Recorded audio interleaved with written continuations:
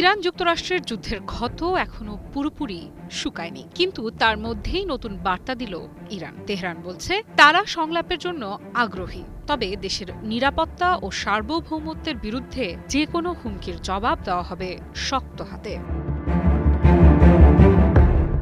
ইরানের first vice president Mohammad Reza Aref বলেছেন, Iran শান্তিপূর্ণ আলোচনায় বিশ্বাসী, কিন্তু যদি কোনো পক্ষ দেশটির বিরুদ্ধে আগ্রাসন বা হুমকি সৃষ্টি করে তাহলে তার জবাব হবে শক্তিশালী ও বিধ্বংসী।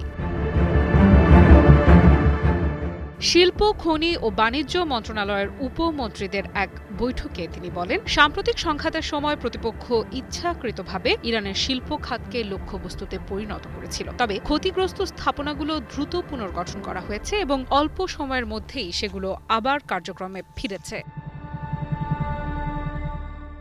আরএফের দাবি, সাম্প্রতিক যুদ্ধ ছিল মূলত প্রযুক্তি নির্ভর যুদ্ধ। প্রতিপক্ষ তাদের সবচেয়ে আধুনিক প্রযুক্তি ব্যবহার করলেও ইরানের তরুণ বিজ্ঞানী ও গবেষকেরা সেই পরিকল্পনা সফল হতে দেননি, বরং পুরো সংঘাতের সময়ই দেশের প্রতিরক্ষা সক্ষমতা আরও উন্নত হয়েছে বলে তিনি মন্তব্য করেন।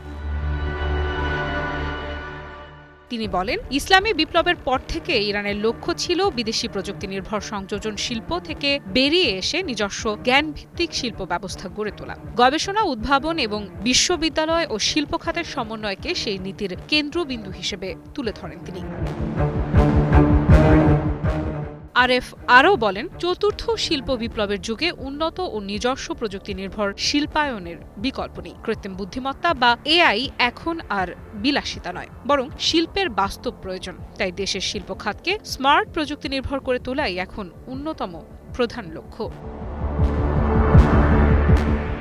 অর্থনৈতিক সহযোগিতার বিষয়েও গুরুত্ব আরোপ করেন তিনি।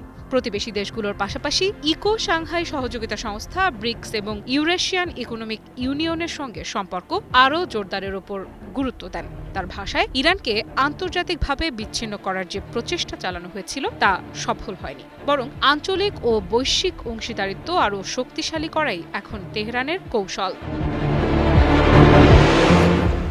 একই সঙ্গে তিনি শিল্প উন্নয়নের জন্য 2 বছরের একটি কৌশলগত পরিকল্পনা তৈরির আহ্বান জানান। বিশেষ করে ইরানের অটোমোবাইল খাতের বিদ্যমান সমস্যাগুলোর বাস্তব সমাধান দ্রুত উপস্থাপনের নির্দেশ দেন সংশ্লিষ্ট কর্মকর্তাদের।